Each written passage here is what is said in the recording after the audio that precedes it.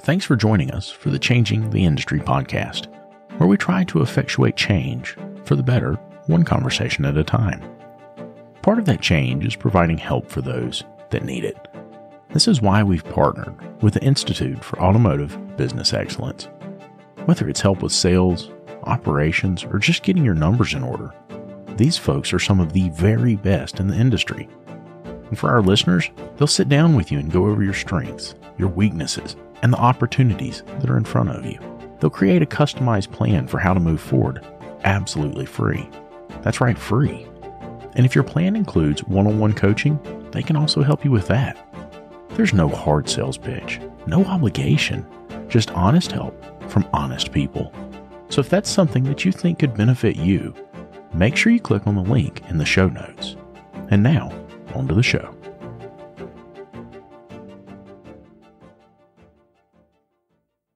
Pete, introduce yourself.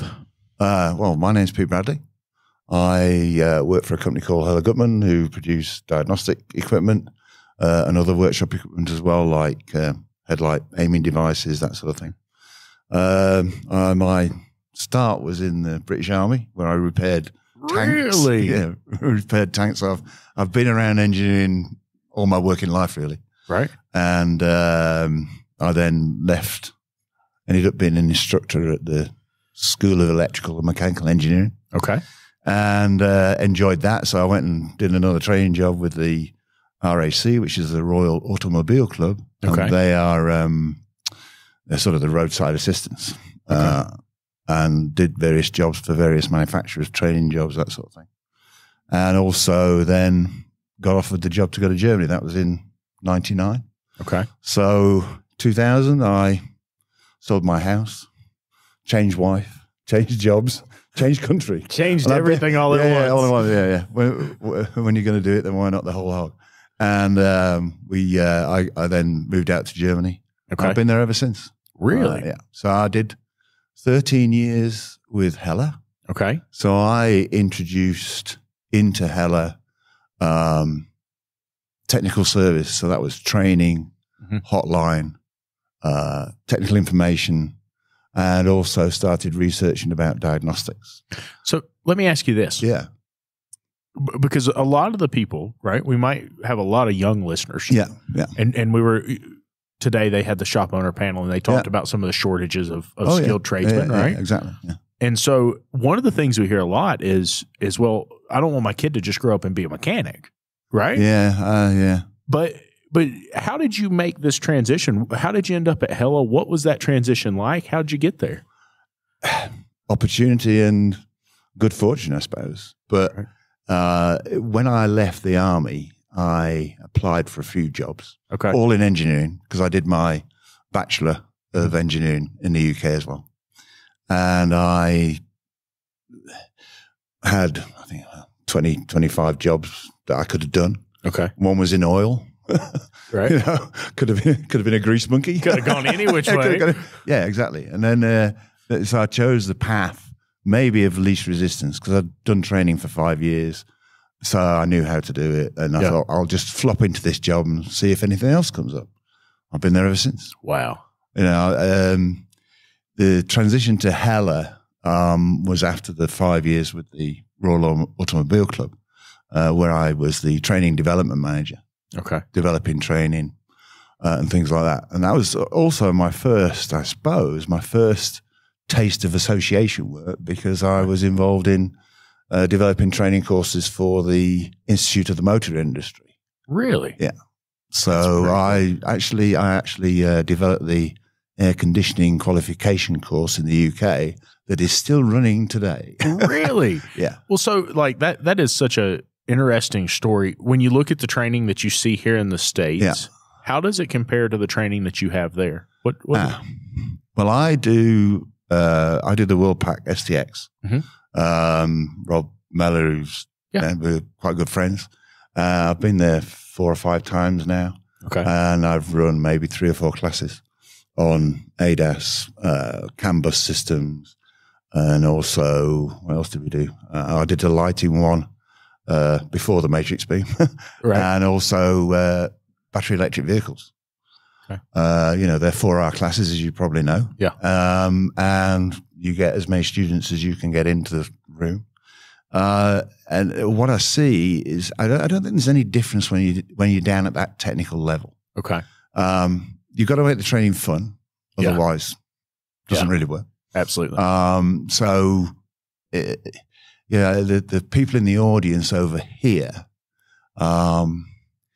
tend to be shop owners and technicians. See, I don't like calling them mechanics. Right. If you look at the technology in the vehicles today, and as you've seen, they're almost like a smartphone on wheels. Yeah, they really are. And you're dealing with all the electronic stuff. You've got to have a logical thinking mind. You've got to be able to problem solve. Yes. You're not turning spanners. You have to turn spanners at some time to change the component. Right. But that's not the skill. Well, and it's starting to shift more and more and more. Yeah. Well, in Germany, actually, they now have a qualification called a mechatronica. Really? So it's this mix changeover from being a mechanic wielding a spanner or a screwdriver or a hammer sometimes and going into the diagnostic side and working out what's wrong with the car. That's pretty interesting. Yeah. I would have never guessed that. In fact, in Ireland, the University of Dublin has a degree in diagnostics. Really? And we lent them, we had an outlet in Ireland, and we actually lent them our diagnostic equipment to do this thing. And they go, crazy. I mean, when you talk about diagnostics, you have to have a philosophy or a principle of how to go about it. Right. So you need to learn, you see these things on LinkedIn and everything like this, we need problem solvers for banks or whatever, you know. Nobody thinks of our industry. Right. Our industry used to be called the Black Hand Gang. And the kids today, they don't see the real side of it. Yeah. And we're our own worst enemies with some of the adverts we put out there. You see a beefy guy with dirty hands. Yeah. I mean, I don't get my hands dirty anymore. Yeah, absolutely. I let somebody else turn the spanner. I do the diagnostics, say, okay, renew that component. Boom. On to the next car. That sort of thing. That's the way we teach the training as well at our training academy in Germany. We've got more training academies across Europe and also South Africa, Dubai, and also in Australia. So you have experience in all these different areas. Yeah. A lot of talk about the technician shortage. Do you see that there too? Oh, yeah. And one of the things I've started to notice, and I'm talking to a lot of people. The most challenging part of building any estimate is finding the right parts in stock and at the right price. Now, you could open a bunch of tabs, search each vendor's website, enter your customer's vehicle information, and compare pricing and availability. But if you're following the 300% rule, this can take up a lot of your time. That's why Lucas and I both use Parts Tech at our shops. It's one website to see an unlimited number of parts and tire vendors. With one click, we can import parts and order them from multiple vendors all at once. And here's the best part. Parts Tech is absolutely free to use, and your shop management system is probably already able to connect with it. To get started, just click the link in the show notes or go to partstech.com/podcast. That's partstech.com/podcast. Hey, one more thing. If you find out that your shop management system doesn't integrate with Parts Tech, it's time to upgrade. David and I use what we believe to be the very best system on the market, Shopware. With unmatched features like Parts GP Optimizer and DVX, which is their digital vehicle experience, Shopware really is way more than just a shop management software. With it, you'll be able to create an immersive and interactive experience for your client, setting you apart from everyone else using run-of-the-mill software. Are you ready to upgrade? Click the link in the show notes to get started. We're not just talking about automotive skilled trade shortages. We're talking about skilled trade shortage across the whole. Yeah. And so you're seeing that there too. Oh, definitely. Definitely. Australia they're fighting tooth and nail with incentives. Across Europe, in Belgium and Holland, they have government-supported training schemes. So even if a young person goes to the school, they have advanced training. So they learn the basics. Yeah. And then they learn a speciality. So they have a qualification tree where they can go, you can be a diagnostic specialist, you can be a gearbox, engine, whatever you want to specialize in. Right. But it's all government funded. So even when they're in work, if the technician wants to do a course, or the manager of the shop says, yeah, I need you to go and do this course, the government will pay for the course and the loss of earnings for the shop. Really? Yeah. That is insane. How do we get that set up here? The only drawback is that you have to do this training. Your training has to be registered. Okay. And that's where we fall down in the aftermarket, because we sometimes train as a marketing tool. Okay. You know, I mean, I use our equipment when I'm training. Right. So it's a subversive marketing tool. Yeah. So our training doesn't get recognized unless we use a breadth of different equipment to demonstrate. But we do supply our training materials into them. Gotcha. And it's, I suppose it's, because there's so many different countries in Europe, right? You know, you have a variety of ways in which they're trying to attract the younger generation into the automotive industry. And I mean, you don't need to turn a spanner to be in the automotive industry. Right. You know, you can go and work for we've turned from a diagnostic company, traditional diagnostic company, producing a bespoke device with bespoke touchscreen and all of this sort of stuff, which when it goes wrong and your supplier's not there anymore, like we experienced with the chips, then your unit's dead. Right. So we've progressed now, and what we do is our hardware is a basic. It's a bit like an iMac, like a square box with all the connections, just like a computer. We've got more software engineers now doing the software than we had before. Right. So, you know, I think the problem, or not the problem, but the issue is that the younger generation see the automotive industry as this oil change, quick lube, all of that. And it's much, much wider. You know, I mean, some of the software engineers don't even have an automotive background. Well, you know, I listened to you talk, right? And we've talked about a lot of things over the past couple of days, from what you guys are doing with hybrid and battery electric vehicles. Correct, yeah. Over there. And then, you know, you were in here talking with Scott Brown just a few moments ago. Yeah. Talking about this new headlight. Yeah. And it's not even really new, right? Like, no, I mean, the technology's about 6 years old. Right. Yeah. And it sounds amazing. For one, you said matrix headlights. Yeah. In case somebody doesn't know what that is, explain it a little bit. All right. Okay. Have you got 2 hours? Yeah, sure. Well, essentially you have an array of LEDs. Okay. And if you think about a projector, something like that's the methodology. So you have a mirror that reflects the LEDs into the headlight. So then you produce a beam out of the headlight.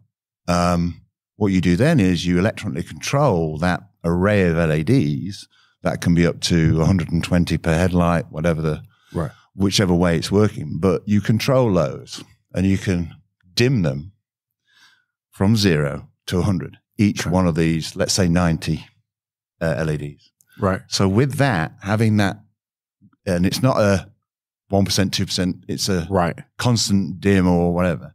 So you can then dim the LEDs to form whatever pattern you want on the road. I mean, you can write your name on the road. That's insane. Yeah. And there's use cases now coming up where you have the headlight actually being your eyes, because at night your eyes are probably the worst thing you use for looking and for driving. Right. You need light. So it's actually taking over and highlighting. So say a person is stood at the side of the road with dark clothing, then the radar or the camera in the car will see that person and light them up. And all of a sudden you can see them. Everything else is normal, but you've just highlighted that one person. or a rabbit or a deer. Or if you're in the northern Scandinavia, probably an elk or something like that, which you have to stop for. Yeah. Is it adjusting up and down with motors? Nope. So not at all. So just because there's so many LEDs on that mechanism, so it goes through a projection module. So it's bounced off a mirror, which flattens it out. So if you like an LED TV, you don't see the individual LEDs, do you? No. So that's all done with mirrors and reflections. So it's the same principle with this, that the beam is reflected out, so you don't get the pimples of light. It's a flat light coming out. And then the projection module at the front actually enhances that and projects it along a lot further. I mean, LED technology has come on leaps and bounds. Right. And in fact, there's a law being passed in Europe that from 2030, you will not be able to buy normal filament bulbs. Yeah. Really? That's not just the automotive industry, but across the board. Houses and everything. They want to be completely LED due to power savings and all that. They want to be completely LED by 2030. So if you've got a stack of light bulbs, send them over to Europe about 2029, and you'll make a fortune. I'll save a couple boxes, right? So there are no moving mechanisms on this? No moving mechanisms, no. Wow, that's good. It's just lowering the cost then of the headlight assembly? I mean, as soon as you remove moving parts from anything, you don't have any wear anymore. So it's not going to wear out. They're not cheap. But then again, you have what's not cheap? I mean, a headlamp for an Infinity's $2,500, right? But it's got a flipping motor to adjust to do the turning and the high beam. Yeah, that adds light. Then it's got the LED strip and all. Yeah. Well, you've got the weight factor as well. Yeah, and you've got the design factor. Right. You look at the headlights today, typical Audi with their bull front, you know, and or BMW with their twin sort of angel eyes they used to call, you know, they're now flat LEDs. Right. And that sort of thing. So it's all to do with design, space, you know, so you can build a much smaller, thinner headlight, and that sort of thing. So it's that is technology. And also electric vehicles. Yeah. Okay. Because range on electric vehicles is paramount. Right. So you use an LED headlight and you've then reduced the power that headlight takes.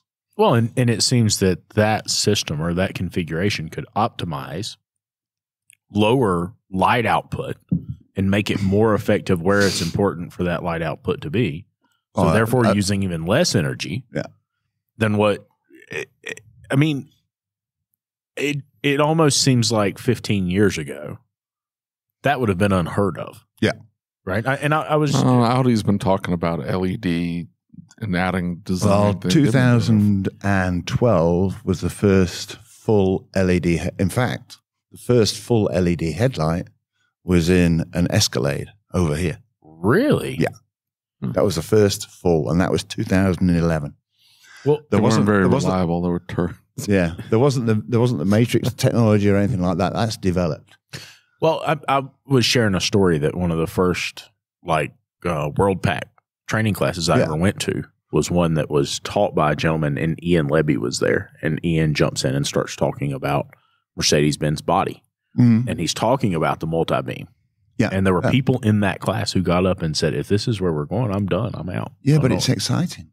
It is. To me, it's exciting. I mean, it's exciting until it breaks down. But that's that's exciting. Where we get the brunt of the anger. Right. And that is there. I mean, a case in point, when you talk about the independent aftermarket, we at Heller manufacturers, or it's now a law in Europe, that the manufacturer cannot prevent you from selling their headlight into the aftermarket. So as an OE supplier on lighting, we can take the headlight, same tooling, everything. We're not allowed to put Audi on it, which causes an issue sometimes. But in essence, an Audi A6, I think it was, in Spain, they called me and said, Pete, one headlight flashes and the other one's got the wipe function. how do we change it over? I said, well, you'll have to do it through remote service or pass through or something like that. Yeah. We took it to the OE dealer and they said it's not an Audi headlight because it hasn't got the Audi sign on it. Yeah. And that's the problems you're talking about where the manufacturers are become the gatekeeper of these things. But it does, you know, going back to your question about the technicians and how they have to deal with it, this is where that thought comes in. How can I do this? How can I get around it? That sort of thing. You know, the headlight costs about €5,000. What's that? It's about, I don't know what the exchange rate is. $6,000, $6,500. Yeah, something like that. Yeah. Well, I mean, you know, that was one of the interesting things that came up. Conceivably, this thing's more reliable. No moving parts. I mean, no moving parts then. So, you'll get 20 years service out of this thing. Easy. The as we saw earlier today with that fine Volkswagen 1.8 liter, 20 years later, the rest of the vehicle will be in the scrapyard before that headlight goes out. Right. Yeah. Yeah. Yeah. So you guys are on the. He's like, wait. I'm friends with Volkswagen. Shut up, David. Well, no, I mean it's true, and vehicle manufacturers are being now tasked in Europe, especially with the new legislation coming through about reusability, replaceable parts. So, I mean, the parts you can't replace a single LED; you'd be there all day with a soldering iron and stuff like that. But you can then replace the module or the control units because they're totally sealed and they have thermal management inside them to keep the headlight cool. Another advantage of LED headlights is that the heat that the LEDs produce from the power consumption gets blown onto the lens, right? So you don't get fogging anymore. Yeah, that's cool. Right. That is. And, you know, I think as we see technology advance at the rate that it is, not only is it, like you said, it's super exciting. Yeah. And I can see why some people would be hesitant. I can see why some people would push back a little bit, right? Yeah, but it tends to, I mean, we're talking, what was it?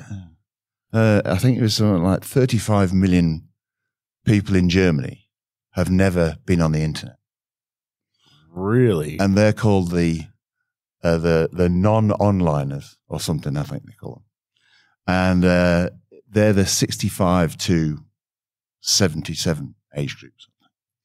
And I'm thinking, wait a minute, I'm 65 and I play about with my iPhone and my Android and I love messing about in the car, making it do things, you know, and all this sort of thing, adjusting everything and all that sort of stuff. So if you buy into it, and the younger generation, certainly with social media and all that, the younger generation is certainly more akin to accepting that technology. Yeah. You apply that to the automotive industry and you look at the technology behind some of the things that are going on, you know, they say, hey, wait a minute, this is exciting stuff. Right. You know, and I see the future really is definitely training. Yeah. Yeah. You need to put these types of equipment, the diagnostic stuff or the technology into the hands of people early, like schools, colleges, all that sort of stuff. Get them used to using that. But as I said, our latest device runs off a tablet, which is browser-based. So I can use anything. I can use, you know, it's a bit small when you put it on a phone. Yeah. But you could, because it's just browser-based. You know, one of the things that came up while we were here this weekend, and for some people it's been an uncomfortable topic, but, you know, the manufacturers and many shop owners, many technicians in years gone by, not all of them, but many of them, they would pick up a tool and it wouldn't do what they needed it to do. Right. And they would say, well, that needs to go to the dealer. This needs to happen. That needs to happen. Right. And we're seeing this wave in the States of right. Well, we're seeing where these guys are saying, hey, I can't fix that car with the OE tool. I don't have access, or I can't get the OE tool, cost prohibitive, whatever it is. Yeah.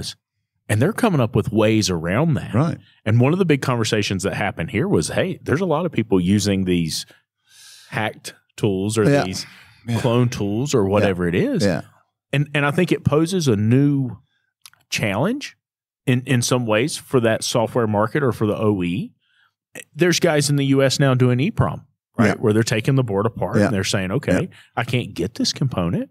And that was one of the things that Brian Pollock said. I thought that was really interesting the other night. We were at dinner and he said, you know, He said, it's one thing for you to tell me that, hey, listen, you need to buy the new module to fix this client's car. Yeah. He said, it's another thing for you to tell me that you need to buy this new module and it's not available for 8 months. Right. And by the way, you have to program it and you have to pay this much for our software. Yeah. And he said, you've made it to the point that I have no choice but to go around you, right? You can't be mad at me for going around you if you've not given me an option, right? Like I've got to do something different. How do you see that? Well, in my presentation, I showed you how we're involved in the laws and everything in Europe as our association. Yeah. And there we have this influence. And we prevent or try and prevent that sort of thing. And the legislation, actually, our type approval for the vehicle, which includes RMI, which includes software updates, all of this sort of stuff, is already legislated for that they cannot prevent us from doing it. Okay. They put other blocks in the way. Okay. Like cost. Yeah. Like how to gain access, because the law doesn't provide for that. Right. They just say you have to make it accessible. Right. Well, I can say you can come to my house, but you've got to fly 1,000 miles and don't forget to turn the alarm off and there's a dog in the backyard. You know, you're going, that's a lot of barriers I've got to get over. I've got to navigate this. Navigate this thing. Right. That's what's happening in Europe. But, you know, we're in the independent aftermarket. We're not OE. Right. And we will always find a way. Everybody always finds a way. Whether it's legal or whether it's safe and secure is another matter. And that's what it comes back to for me, right? Because at one point, legality is irrelevant. Well, I'm just saying, you just go to the country that doesn't care, develop it there. Yeah. I mean, re-engineering. We used to do a lot of re-engineering, and it's an accepted practice in Europe. It's actually in the law that you can do re-engineering as long as you then re-engineer it and change it. Yeah. Not the actual functionality, but how. So that's acceptable. But now, with the vehicles, with the ADAS systems, with the lighting systems I just told you about, and you're putting software onto the vehicle that may be the latest version or may not be the latest version, you can affect the safety. In Europe, we've got these 5 mandatory ADAS systems that have just come into force, which is driver drowsiness awareness, lane change assist, emergency braking.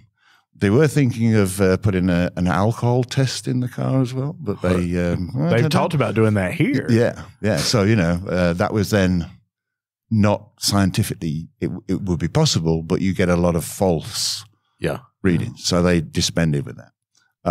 But because those are now mandatory, the manufacturers are saying, right, you can only use our software. You have to use our software. And we say, well, in the aftermarket, you have to provide us access to that software. Yeah. So that's why things like remote services pass through, and some of the things about over the air, you know, in the automotive industry, phones and telecommunication networks. Hello, what do we need that on cars for? Now you can't have a car without it. Right. You know, telematics units are transmitting data to the cloud. Who's writing this code? Is it the OEs internally, or are they buying, you know, the modules made by Bosch? Bosch developed the software then? Yeah, I mean, the manufacturers don't put all their eggs in one basket. So there are companies in Europe, Softonic, I think, is one. Okay. They supply the Volkswagen Audi group with all the software. Even though it's maybe a Bosch module, it's Softonic's software. So if the manufacturer says, I'm not very happy with Bosch anymore, and this is a cheaper module, I can slap the software straight on it, and away we go. Gotcha. So that's how that poses a problem in the aftermarket, because then you've got to make sure that the module you're replacing is the module for that vehicle, and it's got that software on it. Yeah, and we've seen that. We have seen that in cars that come into the shop. Yeah. Where it's one or the other, and you have these options, and you call the dealer, and in some cases the dealer doesn't even know. And there's no indication of which it is. Yeah. Right? Yeah. I'm sure you've had that happen. Yeah. I hate with those cars. Those are the worst. Well, and so doesn't that pose an issue? Maybe not. I know it poses an issue for us, right? In the aftermarket, but doesn't it pose an issue eventually to the manufacturer? Because you can't say, hey, I'm not going to give you access to this. And oh, by the way, the part's not available. And, you know, eventually you get to the point that the car can't be repaired if you continue to push that. Yeah. Now, I thought it was really interesting. There were gasps in the room today when somebody said, listen, I'll find a way around. I'm going to fix the car no matter what. You know, you're not going to stop. I can't wait for 3 days for a piece of information. Yeah. You know, exactly. And that's, I mean, that's our job. And it, like I was saying before, the automotive industry has broadened with lots of players come into it that wouldn't, you know, Google, Android, and Apple with their CarPlay, all that sort of thing. And see the manufacturers developing their infotainment systems all on their own. Yeah. Now, I use an Android, so I'm going to use my Google Maps. You're dang right. Because I've got all my favorites in there. I want to go there. Bing. Right. Tell the car I need to go there. Yeah. You know, and that's the flip side of this with the technicians into the workshop where we started with this. You know, they would be able to fix that problem. Yeah. You know, or there's a Bluetooth connection problem, or there's, you know, normal what you call a mechanic. Right. I don't know. But you put somebody, you know, the iPhone generation in there, and bang, bang, bang, you know. It makes sense. And I think we've created these logical pathways, right? And the way a software works. Yeah. I've talked with a lot of software engineers, and they talk about, hey, we use very common practices, right? And you look at Apple, it flows a little bit differently than an Android. Yeah. But the user interface, exactly what's behind it. Absolutely. The thought process and really understanding the human mind, how we go through it. And that is exactly where the vehicle manufacturers fall over. Because they believe they have to develop everything for that car themselves. Right. Elon Musk went, yeah, okay. Right. And disrupted the whole thing. And all the other manufacturers said, oops, what's going on here? Right. We need to do something about this. You know, so we had big fights in Europe about access to the HMI, human what's it called now? Human interface, right? Infotainment system, right? Because he said, well, if we put an app on a phone, why can't it be accessed in the vehicle? Oh, well, you're dealing with our infrastructure and our software. I mean, the manufacturers have had years, and I think it was Ford, probably Henry, that said something about, you can have this, you can buy our car, but it's black. Right. You can, it's in one color, you know. And that attitude has gone through. I mean, there was an advert years ago on Ford. It may be your car, but it's still our baby. Right. Installing this thing of this is ours. Yeah. You know, but nobody owns an iPhone. I can give you my iPhone or my Android and say, yeah, go off and use it, you know, and this sort of thing, or you can have it, you know, whatever. Right. And you know how to use it. Yeah. You know, you drive a Mercedes, I drive a BMW. I say, well, you can borrow my car if you want. Oh, it's a BMW. I don't know how to work that one. I don't even know how to start it anymore. Where's the button to start it? You know? Right. So all of these things that are happening now, and the manufacturers need to wake up. Yeah. I'm not saying they should all build the same car. Yeah. But use common practices. Use things that are available that we in the aftermarket can deal with. I talked to Mark Allen from Audi a while back, and he said, I thought it was just the coolest statement. He said, Audi solves a consumer problem with Audi engineering. That's what we do. He's like, if we all solved the consumer's problem with the same engineering and the same culture and the same attitude, we'd all be driving F-150s, right? Yeah, like, exactly. Yeah, okay. And maybe not in Europe, too big. Exactly. But, you know, it was so neat hearing him say that, because it was more about the perspective that the car still has to be drivable. The car still has to be usable. The car has to be user-friendly. Yeah. And there's limits and boundaries of where we can push that. But at the end of the day, the consumer has to want the car. Right. The consumer wants to drive the dang car. The consumer has to enjoy the car. Right. And if we get to a point that we're all so used to that phone, right? And the way that phone works and the way the technology in our life works now. Yeah. And the manufacturer's 5 miles over here in a different world. And I think for the most part, they're trying. They really are trying to capture the consumer's mindset. What incentive do they have to make it fixable? Well, they've never made them fixable.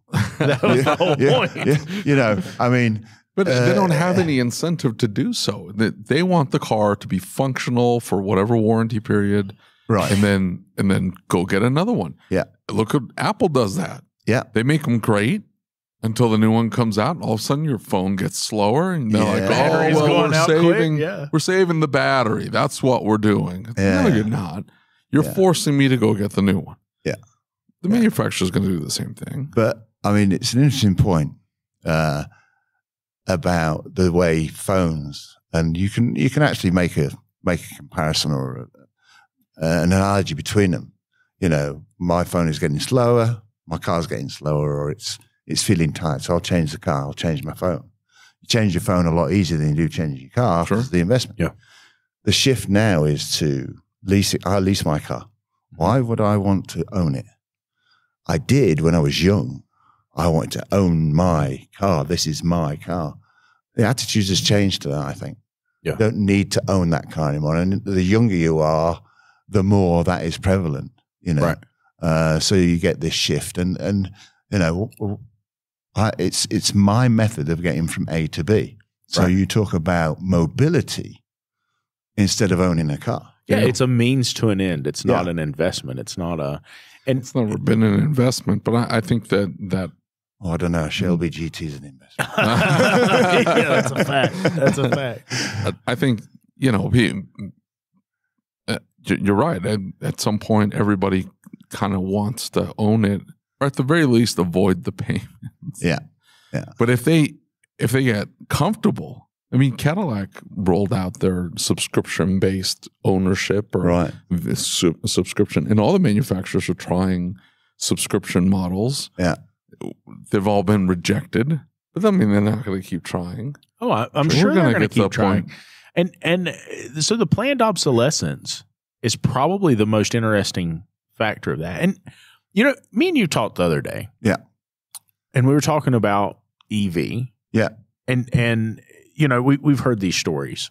So the hurricane that hit Florida a while back, and all of a sudden the Teslas had more range than they had, right? And who was it? Was it the car and driver story yesterday? Were you in there for that? And he was talking about how they rated a Tesla. It was a Tesla 3 had just come out, and they rated it very, very poorly. The Consumer Reports, the braking power. Yeah. Right. And all of a sudden he said, hey, go back out to the car, and the car's been sitting in the lot ever since they did the report and they retest the car. And it's like everything they said has been fixed. Yeah. Right.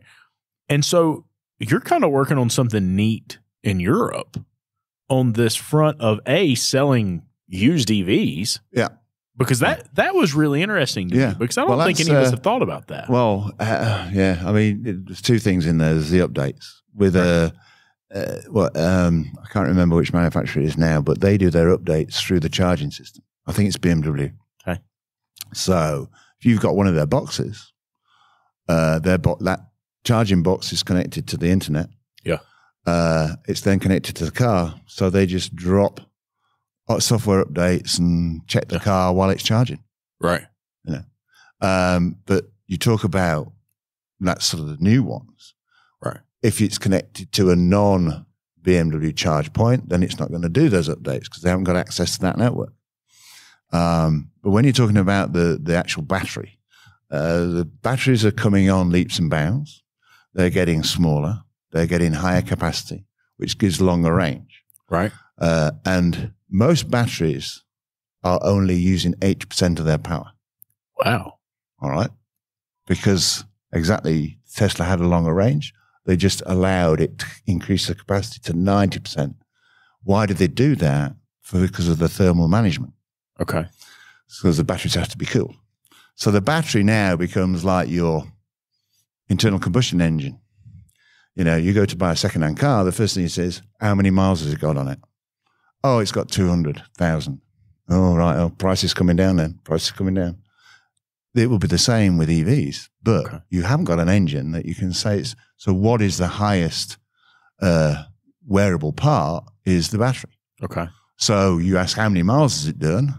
And it says, 50 or 60,000.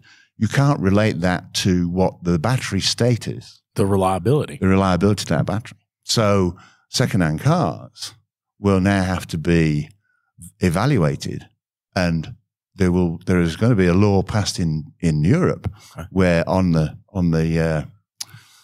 when you sell the car, you put the mileage and all this sort of thing, or dealer service, right?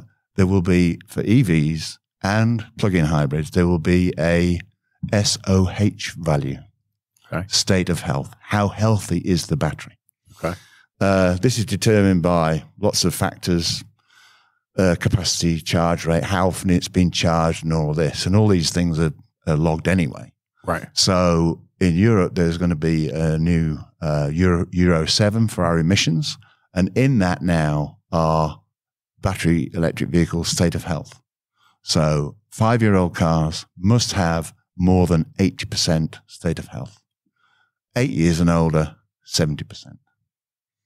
So, and there's a formula and everything how to actually do that. So manufacturers have now got to put into their battery electric vehicles some form of informing the customer about it, which they don't do properly anyway, or an independent assessor or the second-hand car dealer must have the ability to ascertain the state of health, because he has to put it on the sales docket. Right.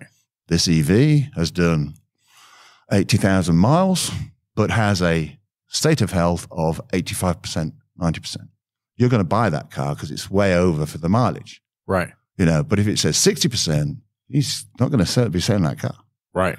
That's where then the next rules come in: the recyclability, reusability, and there's another word begins with R, and I've forgotten what it is now. Oh, repairability. Okay. Those three are being worked on at the moment, where there's going to be a standard set. So if the second-hand car dealer gets a car, electric vehicle with a 60% state of health, first thing he's going to do is get a new battery, expensive new batteries. So you buy a recycled or reused or repaired battery. And that's the stage we're at now, trying to get the battery manufacturers, who are not car manufacturers. Right. It's LG, it's Panasonic, a couple of others. I've forgotten who they are now. But so much so that they're saying, no, you can't, they're sealed. You can't repair them. Or you can. It's got bolts on it. This is, we'll find a workaround. We'll find a workaround. So they're saying now you have to supply the cells as a spare part for the battery. Really? Yeah. So in our training academy, we've got, I think it's a Volkswagen Up battery that we dismantled, and you can then take the battery packs. You then have to, when you've renewed the battery pack, you have to then commission the battery again. So it's like an initial charge on an old lead acid battery where you did this initial charge. Yeah. It's like that. It's called, I can't remember the name of it now, but it's like configuring the battery. Almost like balancing it. Balancing that. That's the word, balancing. Yeah. So it balances the battery, which is the cells all give the same and everything. Right. So that will certainly be taking off, and there'll be lots of companies springing up doing recycling, reusable, repairable batteries. You know, of all the talk there is about EV, right? And there's frustrations on one side. People love them on the other side. The grid won't handle it. This will, that's that and the other. That creates a whole new picture of understanding the reliability of what you're buying, right? Because, I mean, with a gas engine or a diesel engine, we can't really see. We can say it's got 100,000 miles on it. Right. Statistically speaking, these live for X, and it should be okay. Yeah. But we really can't see. That is a whole different level of insight and a whole different level of data collection. I mean, the charge cycles, all of that information is really painting a picture on how the car was driven. Was it driven in town, short trips? And that's not an issue for electric vehicles. Okay. Short trips is not an issue. Probably just heat. Well, I guess that's kind of what I'm saying, though, is it paints a picture of how the car was driven, though. Yeah. Right? Steering, suspension components, the whole 9 yards. Like if different environments create different wear on a vehicle. How would you take that algorithm and turn it into something that, or that information, put it in an algorithm and understand at a higher level? But I think long term, it could create a whole image of vehicle reliability we've never thought of before. Yeah, definitely. Yeah. And, at some point, the electric motor will probably suffer. But it's certainly the battery that people are concentrating on. And I've been driving electric vehicles now for privately for the last 4 years. Okay. BMW i3, which didn't manage to take off over here because of some issues. I understood. But you've got weird cars. It's a great little car. Beats Porsches from the lights for 100 meters, and then it's gone. Great torque at low speed. But the climate has a big effect on electric vehicles. So, if you've got too hot a climate, then you've got cooling issues with the battery. Charging's fine because it will charge a lot quicker because it's warm and everything like that. Colder climates, opposite effect. Yeah. So that's another issue that the manufacturers are trying to tackle, the battery manufacturers, to see if they can solve this climate issue. I had some friends who had Leafs, and they were talking about the fact that I guess it was the original Leaf that did not have a cooling system, or it was an inadequate cooling system. And they were like, hot days, you can forget it, buddy. Yeah. You might as well park that booger. You cannot drive it. Yeah. It's a no-go. Yeah. So is Europe ahead of us? And I think I know the answer to this, but is Europe ahead of us on implementation of this EV and the infrastructure that goes with it? That's a yes and no question, because I would say we're ahead on the legal way to make the manufacturers put this state of health. And by the way, state of health is not a real value because it's calculated through a whole algorithm. So as long as the manufacturers use the same algorithm, then you get good, comparable states of health. But they're not going to do that. Right. They're going to say, oh, no, it's our job. We'll do it. So, have you got the faith in saying, okay, well, this VW, it says it's got a state of health of 85, and the BMW next to it has done the same 1,000 miles, but it's only 82. Why? What's the difference? But on a legal standpoint, we're ahead, I think, because of this drive in Europe to have this carbon neutral thing by 2035, which they've revised now again. They're allowing the manufacturers to produce normal combustion engines, but they must use a climate neutral fuel, which they've had in the back pocket for years. Anyway, different story. Hold on. You can't just drop that in. The manufacturers have had a carbon neutral fuel, or who had the carbon neutral fuel? Well, it was probably developed by one of the fuel manufacturers. What is it? Sorry? What is it? It's a lean burning fuel, let's say. So the thing is, you've got on one side you've got the climate issue, on the other side you've got the emissions. So this is like an emission low fuel. I'll have to read it up again because they only decided it last week, but they've had. I mean, it's the same as hydrogen. They've been able to do hydrogen propelled vehicles for years. 2008, I saw a BMW with the hydrogen fuel cell in it. The thing about these developments is the manufacturers don't want to do it because it's expensive, like all of the emission regulations. Oh, we've got to put this on. We've got to do EVAP. We've got to do this. All of these things that were adding to the car, which weren't improving the drivability of the car, but in fact reducing the drivability. Right. So then they had to do something with the engine to make it that it was still had that drivability, but at the same time have all of this stuff on there, preventing all of the bad stuff coming out of the exhaust. So the rule in Europe about 2035, you're not allowed to produce or sell any more internal combustion engines, and all of a sudden, but we've got this fuel. Oh. Okay. Right. Okay, then we'll revise that then. So they've watered it down again, and I think that's something that lawmakers and policymakers, they have a difficult job.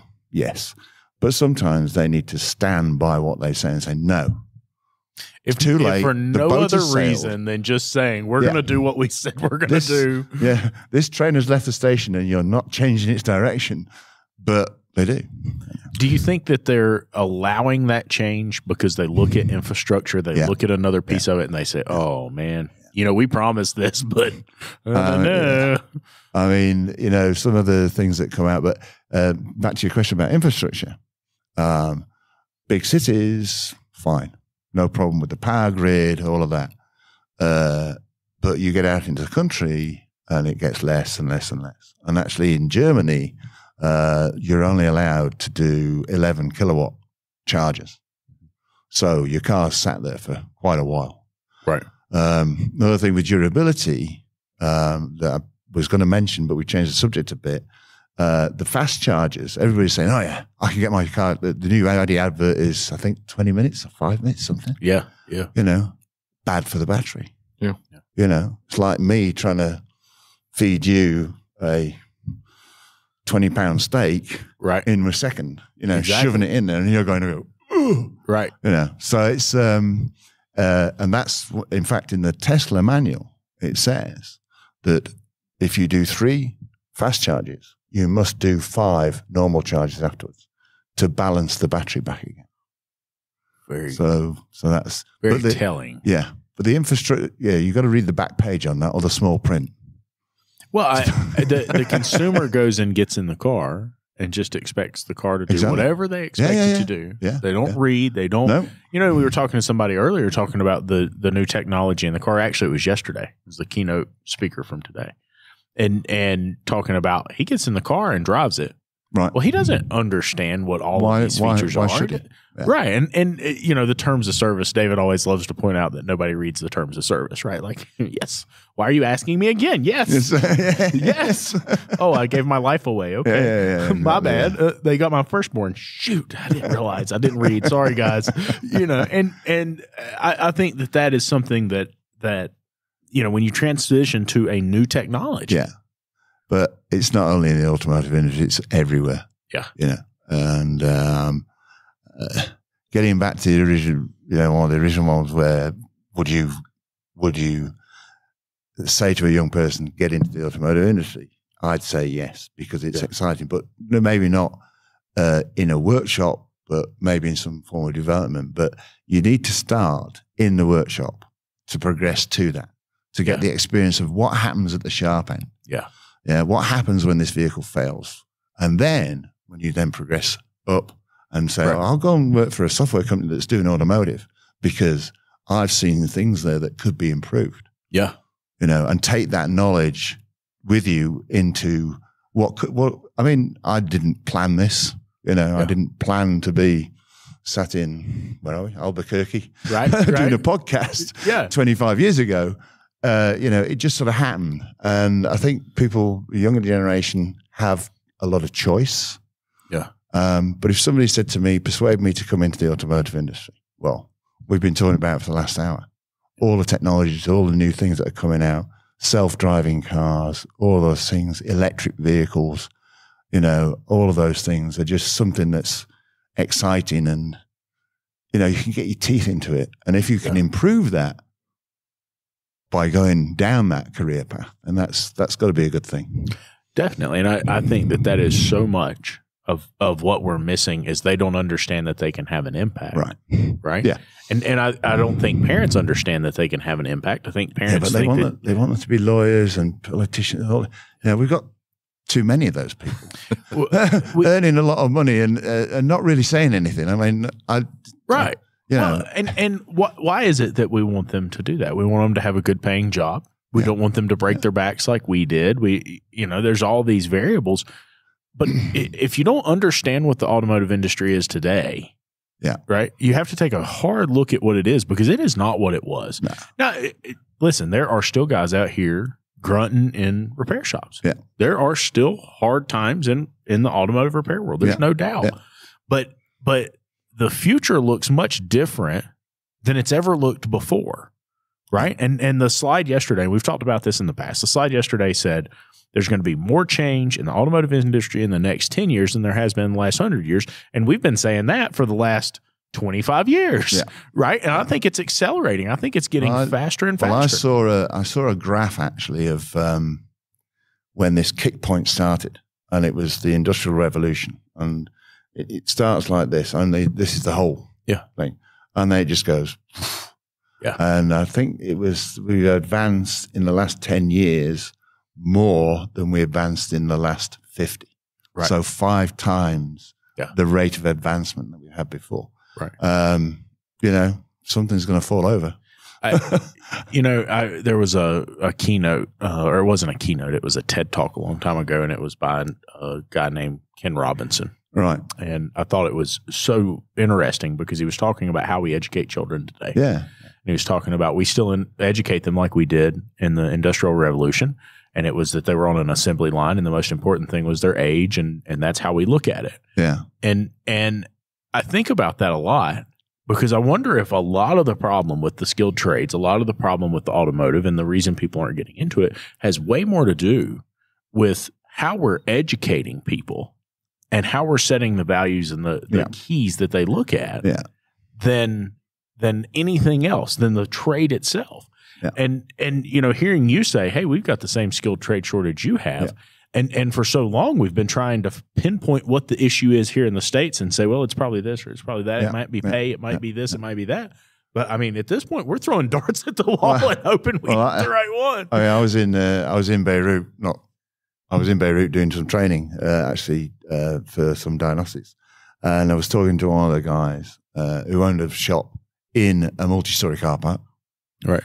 But it was clean as a whistle, and he had all the diagnostic stuff there, really good. And we were talking to him, and just general chit chat, really. Yeah. And he has 4 children, 2 boys, 2 girls, and he's sending them all to Canada to study and live in Canada. Really? Because there's no future here. Right. That's the sort of attitude of the shop owners who are seeing all of this, getting, like you were saying before, I'm not going to do this thing anymore. This is too complicated for me. Right. Not saying, come on, kids, you can take this business over and take it to places I haven't been. Yeah. They're not doing that. The majority are saying, right, I'm going to send you to so-and-so, so-and-so, so-and-so. We'll sell this and you can go and study and be a doctor or whatever. Right. That sort of thing. You do get the other side. I've seen the other side as well, especially in Dubai. Okay. Young entrepreneurs had nothing to do with the automotive industry. Okay.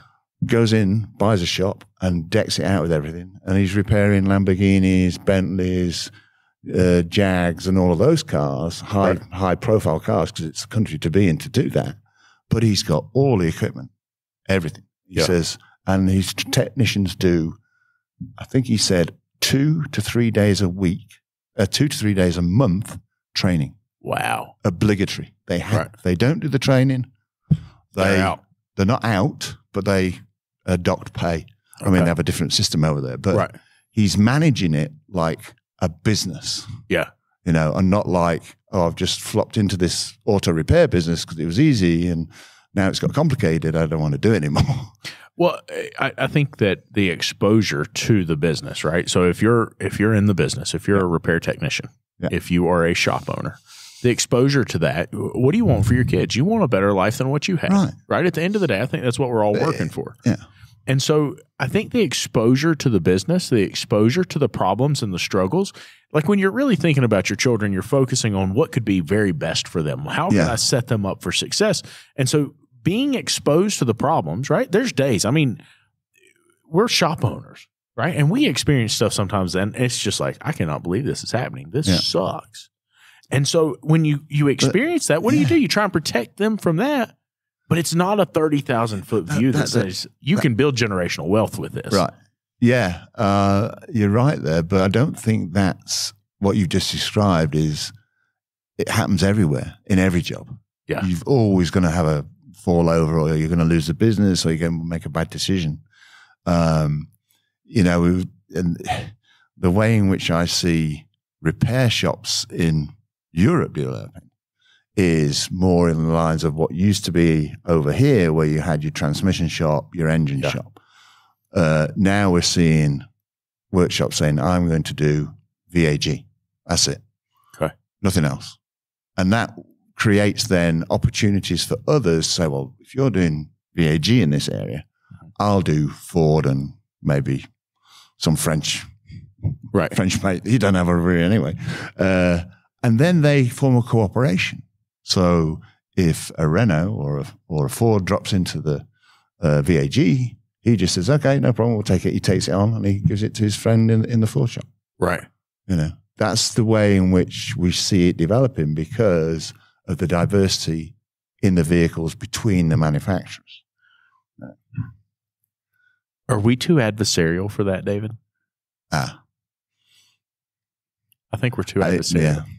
I don't know. Yeah, but that's... If you're highly specialized, it wouldn't be that bad. No. But there are too many generalists. I actually thought about setting up a business of diagnostic specialists, all vehicles diagnostic specialists. Right. Buying all the tools, buying all the aftermarket stuff, and just offering services. If you can't fix it, I'll come and I'll fix it. But you can't see what I'm doing.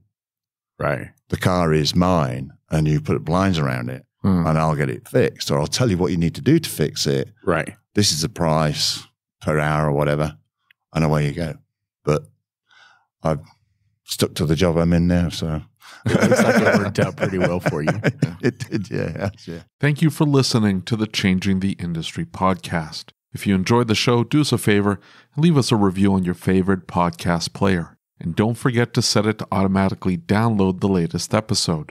Our efforts with this podcast, the YouTube channel, and the Facebook group wouldn't be possible without the support of our awesome sponsors. So please take a moment, check them out by clicking on the links in the show notes.